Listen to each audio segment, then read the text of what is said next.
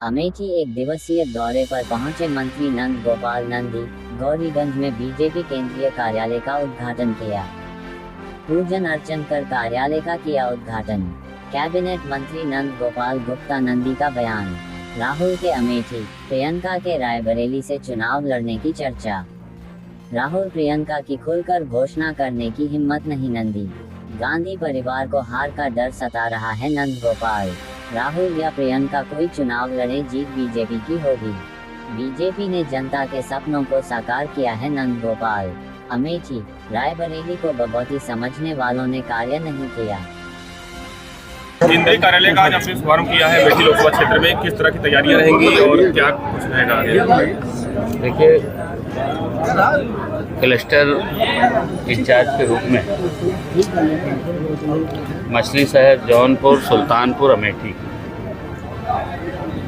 सभी कार्यालयों का उद्घाटन हो चुका और आज इसी कड़ी में अमेठी के केंद्रीय कार्यालय, चुनाव के केंद्रीय कार्यालय का उद्घाटन हुआ है। हमारे पास नेतृत्व, नीति और नियति ईमानदार है, जिन्होंने सबका साथ, सबका विकास और सबका विश्वास और सबका प्रयास, सिर्फ नहीं ये नारा, ये है उद्देश्य हमारा, धरातल पर दिखाई दे, जिसके लिए बिना रुके, बिना थके आदरणीय प्रधानमंत्री श्री नरेंद्र मोदी जी ने 10 साल लगातार जनसेवा की है। प्रधानमंत्री जी ने प्रधान सेवक के रूप में काम किया है। उसका नतीजा है कि अब की बार 400 पार, फिर एक बार मोदी सरकार। ये भारतीय जनता पार्टी के नेता होने के नाते, प्रदेश सरकार में मंत्री होने के नाते, ये यहाँ के कार्यकर्ताओं की आवाज़ नहीं है, ये हिंदुस्तान को प्यार करने वाले हर व्यक्ति की आवाज़ है, हिंदुस्तान की तरक्की चाहने वाले हर व्यक्ति की आवाज़ है, हिंदुस्तान को ऊंचाई पर देखने वाले हर व्यक्ति की आवाज़ है। और भारतीय जनता पार्टी ने जो कहा है वो करके दिखाया है। एसआईटी ने 13,000 मदरसों को बंद करने के लिए सिफारिश की है, जिसको कैसे देख रहे हैं आप लोग? भारतीय जनता पार्टी ने जो कहा है वो करके दिखाया है। 500 साल पुराना संघर्ष आपने देखा। 22 जनवरी को पूरी दुनिया में सनातन धर्म को मानने वाले लोग गदगद थे। गगनचुंबी राम मंदिर में हम सबके आराध्य श्री रामलला जी के दर्शन के लिए लोग आतुर थे। प्राण प्रतिष्ठा हुई। धारा 370, ऐसी जितनी सारी बातें थी, आप देखते थे विरोधी पार्टी के लोग जब भी मंच से नारा लगाते थे, कहते थे कि रामलला हम आएंगे, मंदिर वही बनाएंगे, तारीख नहीं बताएंगे।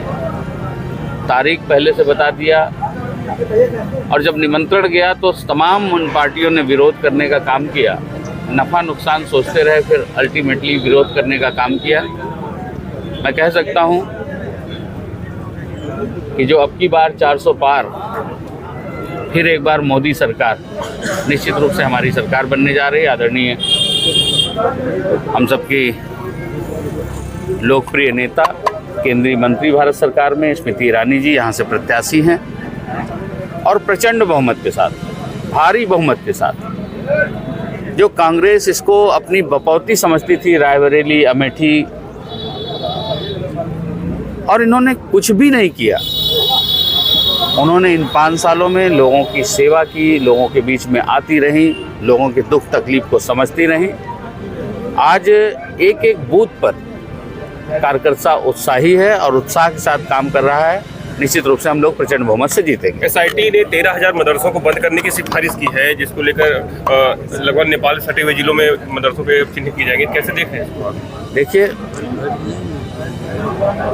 हम सबका परम सौभाग्य है, हमारे देश की बागडोर एक परम तपस्वी आदरणीय नरेंद्र मोदी जी के हाथों में सुरक्षित है।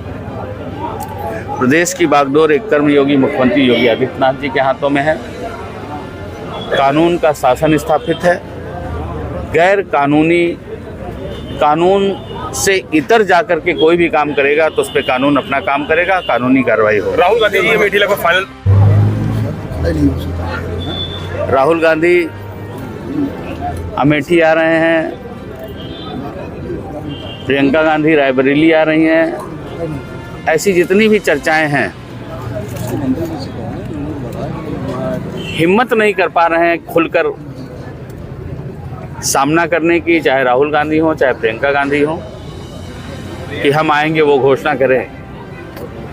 निश्चित रूप से कोई भी आए, हमने काम किया है और काम के दम पर, और हमारे पास एक स्वच्छ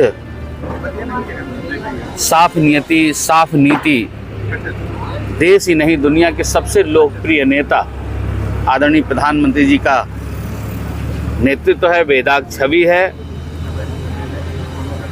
और पूरी दुनिया में आज मोदी मोदी मोदी के नारे लग रहे हैं। निश्चित रूप से हम प्रचंड बहुमत के साथ जीतेंगे। Thank you.